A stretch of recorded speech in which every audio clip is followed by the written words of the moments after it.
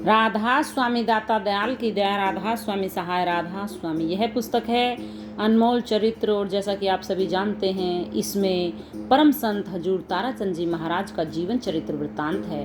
अभी तक हमने इस पुस्तक के 270 पेज आप लोगों तक पहुंचा दिए हैं, और आज हम पढ़ने जा रहे हैं पेज नंबर 270 से। मोटे मोटे होठ हैं और भूंडो और कालो कालो है, चाहे सारे शरीर में फोड़े हों, चाहे कोढ़ चू रहा हो, शरीर तो वही पवित्र है जिससे परमात्मा का नाम निकलता है। जो परमात्मा की भक्ति करता है, उस परमात्मा की भक्ति करने वाले की कोई जाति या कौम नहीं होती है, तथा रूप और रेख भी नहीं रहती है।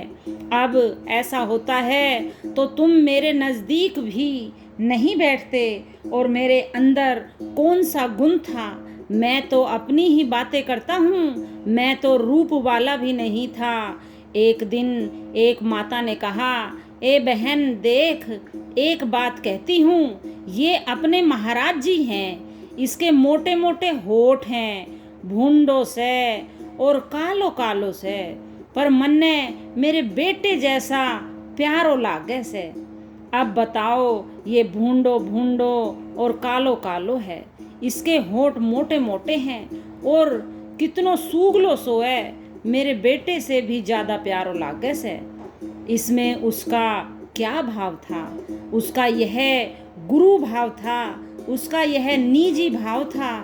इसी तरह से जो मालिक का भजन सुमरन करने लग जाता है तो उसमें मालिक अपना रूप भर देता है, उसमें मालिक अपनी शक्ति भर देता है, और वह चाहे कैसा ही हो। जैसे सांभर के खेत में कुछ भी गिर जाए तो वह सांभर हो जाता है, तो राम का भजन करने वाला भी कोढ़ी क्यों न हो, चाहे वह कैसा ही हो, उससे सब प्रसाद ले लेकर जाएंगे, चरणामृत लेंगे।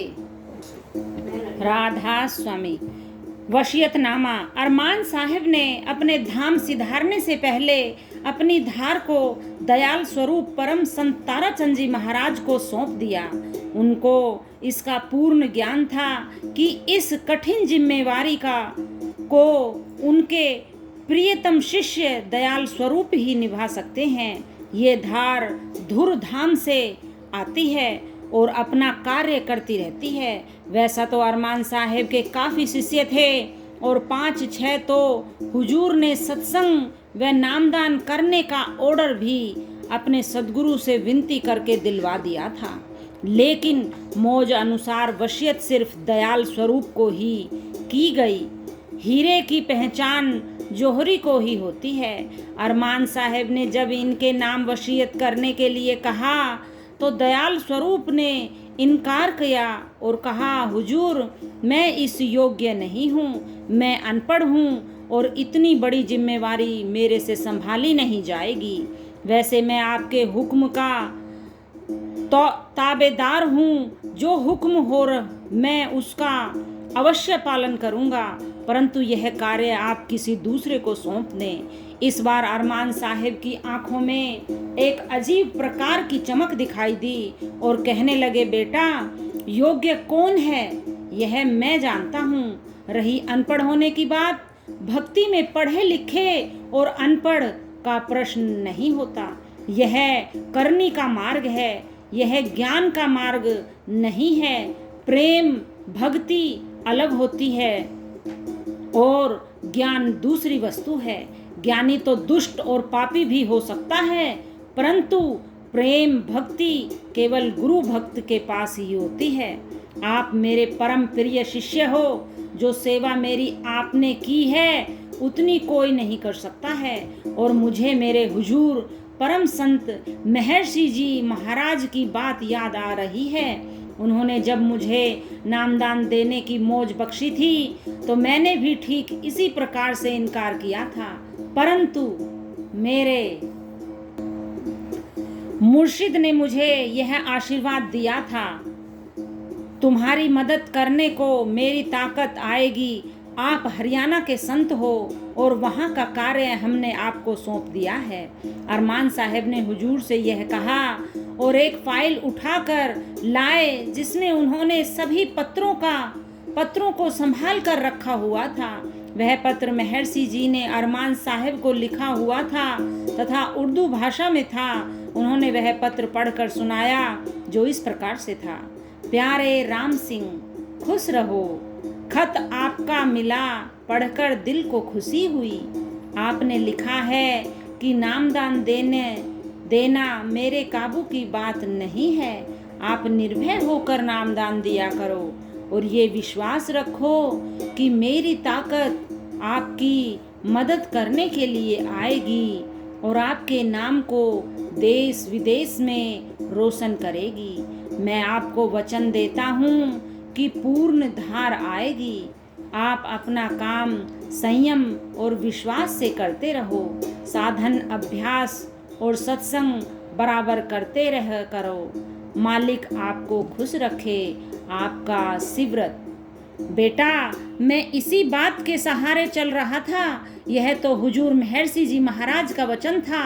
इतने दिन मैंने इस धरोहर को संभाले रखा और अब आपको सौंप रहा हूँ।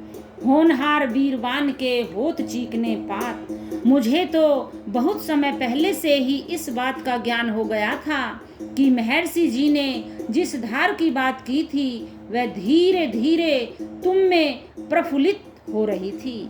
तुम नहीं जानते, मैंने तुमसे बहुत पहले सत्संग इसलिए करवाना अभ्यास आरंभ कर दिया था। मुझे इस बात का इल्म था कि संत वचन पलटे नहीं, पलट जाए ब्रह्मांड।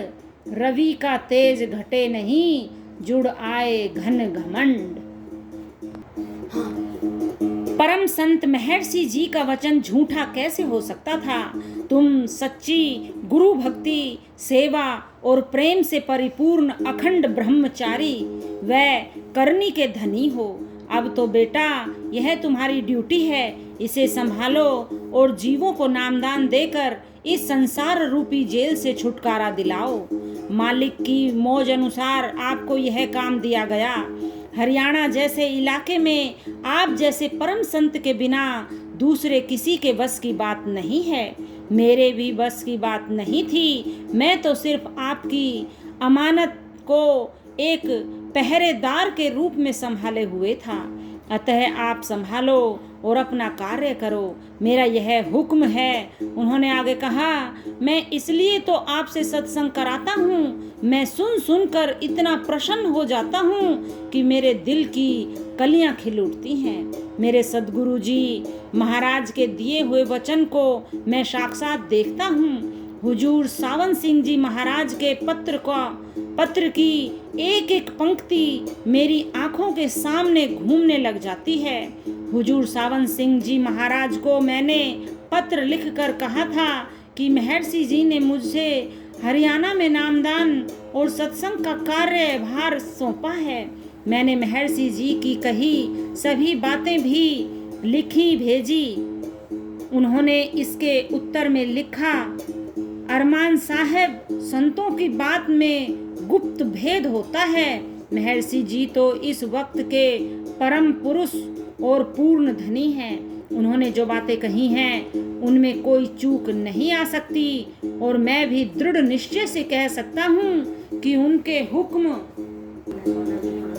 का पालन करते रहें। जब वह धार आएगी तो आप स्वयं पहचान जाएंगे और आपको इस प्रकार की कोई शिकायत नहीं रहेगी कि इतनी भारी जिम्मेवारी कौन उठाएगा। जब यह सारी बात कही जा चुकी तो दयाल स्वरूप आंखों में पानी भर लाए और कहने लगे, अज्ञानी अनजान हूँ, जो चाहो करो हजूर, हुक्म बजाऊं आपका, मुझे है सभी मंजूर। हुजूर, यह तो मैंने नाम मान लिया है। जो भी आप कहेंगे वह मुझे करना तो अवश्य है, परंतु आप अपनी कृपा व दया का हाथ हमेशा मेरे सिर पर रखना। मैं इस काबिल नहीं था कि इतना भार उठा सकूं, परंतु आपका हुक्म है, मैं इनकार भी नहीं कर सकता हूँ। बोले, जाओ बेटा।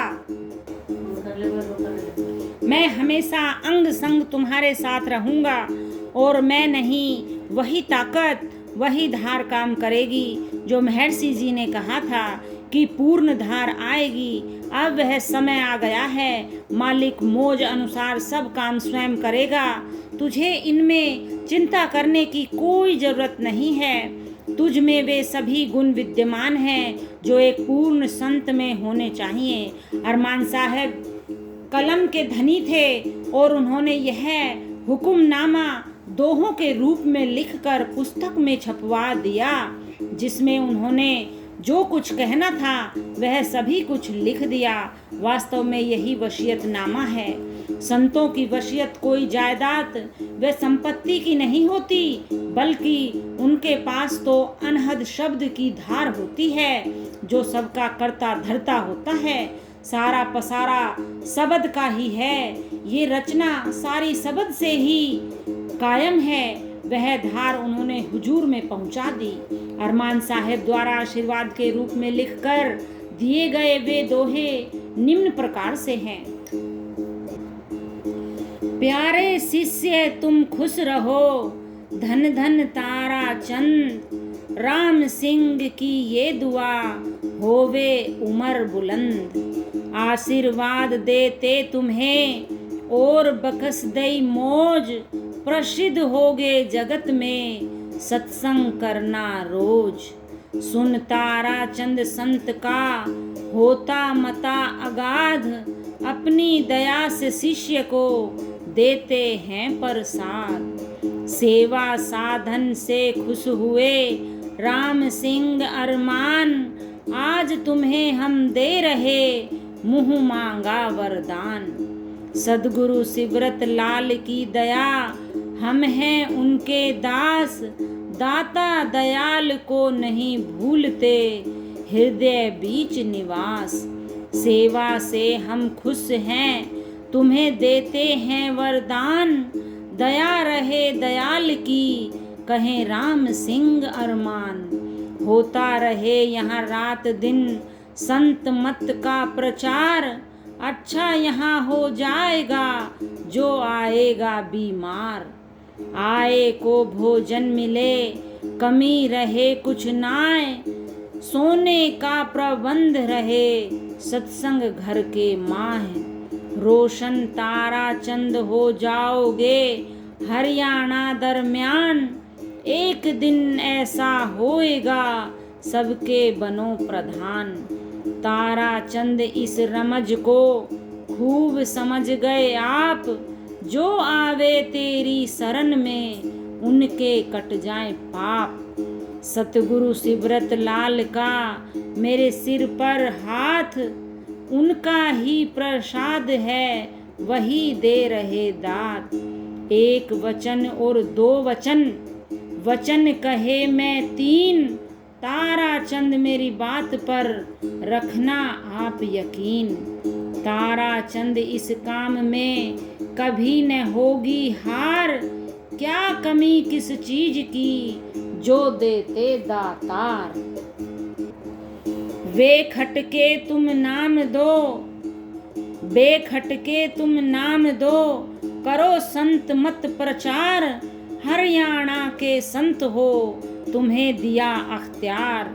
काम तुम्हारा दिन ब दिन बढ़ता जाए दिन रैन, यही दुआ अरमान की हरदम रहे सुख चैन। सभी हमसे कह रहे धन्यवाद अरमान, तारा चंद का आपने कर दिया कल्याण। तुमने है अरमान जी खूब करी है मेहर, तारा चंद से मिला दिया नहीं लगाई देर।